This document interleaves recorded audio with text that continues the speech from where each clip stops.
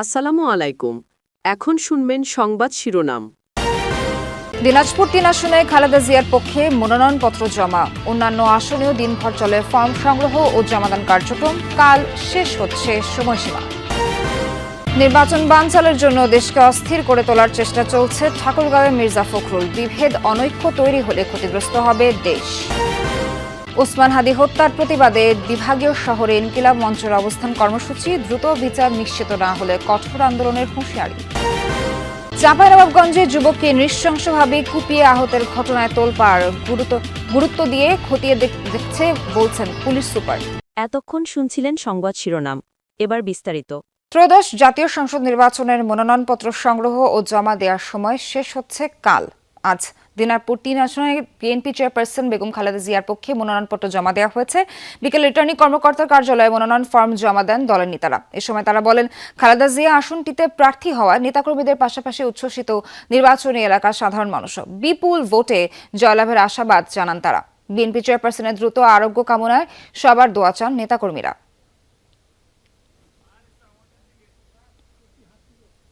নাটোর ২ আসনে বিএনপি মনোনীত প্রার্থী রুহুল কুদ্দুস তালুকদার দুলু রিটার্নিং কর্মকর্তার কার্যালয়ে মনোনয়নপত্র জমা দেন। এ সময় তার সাথে উপস্থিত ছিলেন কর্মী সমর্থকরা। পটুয়াখালী ১ আসনে বিএনপি মনোনীত প্রার্থী আলতাফ হোসেন চৌধুরী ও পটুয়াখালী ৪ আসনে এবিএম মোশাররফ হোসেনের পক্ষে মনোনয়নপত্র জমা দেন নেতাকর্মীরা। রংপুরের ৬টি আসনে এ পর্যন্ত ৫৩ জন মনোনয়ন ফর্ম সংগ্রহ করলেও জমা দিয়েছেন ৩ জন প্রার্থী। চাঁদপুর ৩ আসনে বিএনপি মনোনীত প্রার্থী শেখ ফরিদ আহমেদ মানিক মনোনয়নপত্র জমা দিয়েছেন। এর আগে একই আসনে মনোনয়ন ফর্ম নেন জামায়াতের মনোনীত প্রার্থী শাহজাহান মিয়া। তফসিল অনুযায়ী মনোনয়নপত্র যাচাই বাছাই চলবে ৩০ ডিসেম্বর থেকে ৪ জানুয়ারি পর্যন্ত। ২১ জানুয়ারি প্রার্থীদের প্রতীক বরাদ্দের পরদিন থেকেই শুরু হবে প্রচার প্রচারণা। ভোট গ্রহণ আগামী ১২ ফেব্রুয়ারি।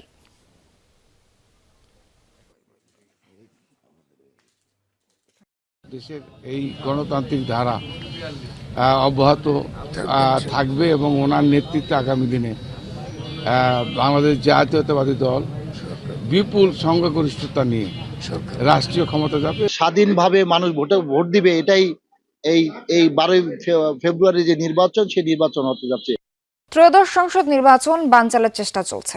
এজন্য নানাভাবে দেশকে অস্থির করে তুলতে চাইছে ষড়যন্ত্রকারীরা। ঠাকুরগাঁওয়ে মন্তব্য করলেন বিএনপি মহাসচিব মির্জা ফখরুল ইসলাম আলমগীর। নিজেদের মধ্যে বিভেদ অনৈক্য বাড়ালে দেশ ও জাতি ক্ষতিগ্রস্ত হবে, এমনটাও বলেন বিএনপি মহাসচিব।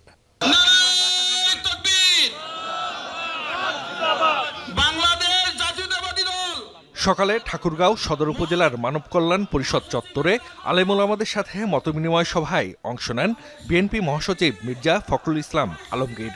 কথা বলেন সমসাময়িক রাজনৈতিক ইস্যুতে। চক্রান্তকারীদের হাতে না পড়েই যেখানে আমাদের দেশ আবার ক্ষতিগ্রস্ত হবে।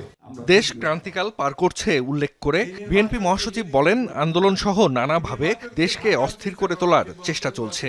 সেটি রুখতে সবাইকে ঐক্যবদ্ধ থাকার আহ্বান জানান তিনি। বিভিন্ন রকম কথাবার্তা উঠছে, বিভ্রান্তি সৃষ্টি হচ্ছে, আন্দোলন হচ্ছে। আপনার কেন জানি না মনে হয় যে দেশকে অস্থির করে তোলার জন্য আবার মানে কিছু সংখ্যক লোক পেছন থেকে কাজ করছে। আমাদের এই সময় খুব সাবধান থাকতে হবে যে আমরা যেন আবার কোনো অন্ধকারের দিকে চলে না যাই। কুরআন সুন্নাহর বাইরে কোনো আইন না করতে বিএনপি অঙ্গীকারাবদ্ধ বলেও জানান বিএনপি মহাসচিব। অনেকেই আপনাকে বিভ্রান্তি সৃষ্টি করার জন্য বলে আমরা নাকি কুরআন ও সুন্নাহর আইন চাই না।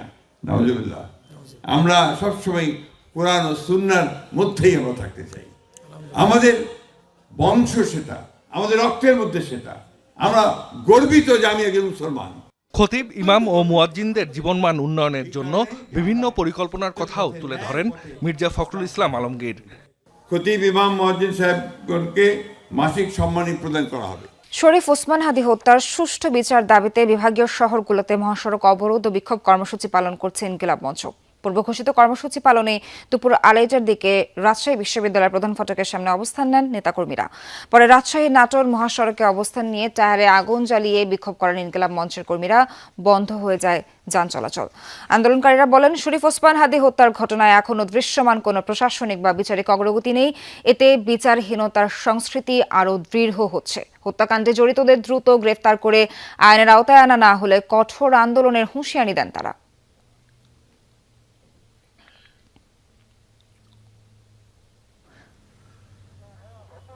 সিলেটের চৌহাট্টা পয়েন্টে সড়ক অবরোধ করে বিক্ষোভ করছেন ইনকিলাব মঞ্চের নেতাকর্মীরা। এ সময় আধিপত্যবাদ বিরোধী বিভিন্ন স্লোগান দেন আন্দোলনকারীরা। প্রতিবাদী গান, কবিতা পরিবেশন করেন। নেতাকর্মীরা বলেন, হাদি হত্যায় জড়িত সকলের বিচার নিশ্চিত না হওয়া পর্যন্ত আন্দোলন অব্যাহত থাকবে।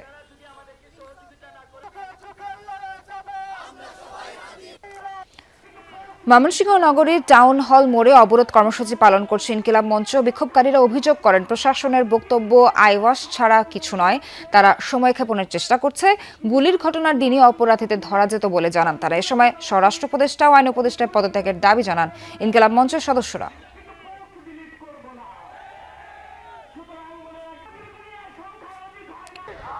ঢাকা বরিশাল মহাসড়ক অবরোধ করে বরিশালের ছাত্র জনতা ইনকিলাব মঞ্চের কেন্দ্রীয় কর্মসূচির অংশ হিসেবে দুপুর থেকে বরিশাল বিএম কলেজ, বরিশাল বিশ্ববিদ্যালয় সহ বিভিন্ন কলেজের শিক্ষার্থীরা মিছিল নিয়ে নথুল্লাবাদ এলাকায় জড়ো হয়। হাদির হত্যাকারীদের দ্রুত গ্রেফতার ও বিচার দাবিতে অবস্থান নেন মহাসড়কে। শিক্ষার্থীদের পাশাপাশি সাধারণ মানুষও এতে অংশ নেন।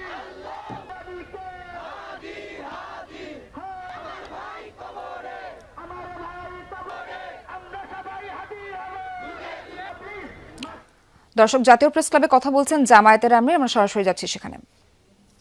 তার মধ্য দিয়ে কার্যত এই জাতি স্বস্তির নিঃশ্বাস ফেলেছে এবং নতুন করে একটা আজাদির আশা অন্তরে পোষণ করছে।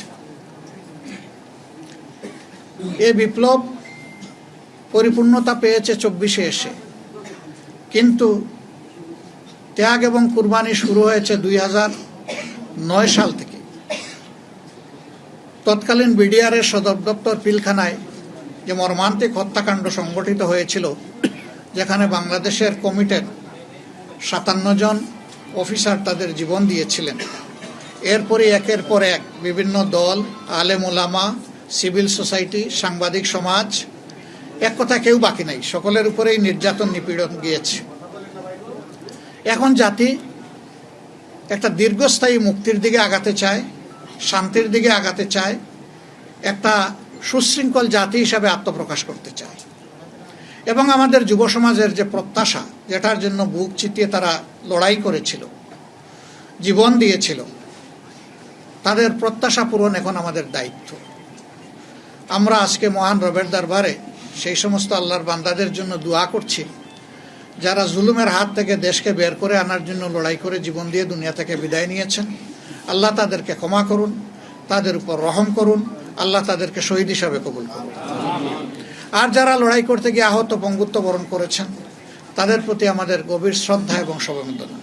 আল্লাহ তাআলা তাদেরকেও সুস্থতার নিয়ামত দান করুন। এত মানুষের লড়াই, সংগ্রাম, আত্মত্যাগ এর মধ্য দিয়ে আজকে জাতি যে জায়গায় এসে উপনীত হয়েছে, ঠিক 1.5 মাসের চাইতেও কম সময় আমাদের হাতে রয়েছে জাতীয় নির্বাচন অনুষ্ঠানের। আমরা অঙ্গীকারবদ্ধ এই নির্বাচনকে সুষ্ঠু করতে, গ্রহণযোগ্য করতে আমাদের পক্ষ থেকে আমরা সর্বাত্মক সহযোগিতা করব।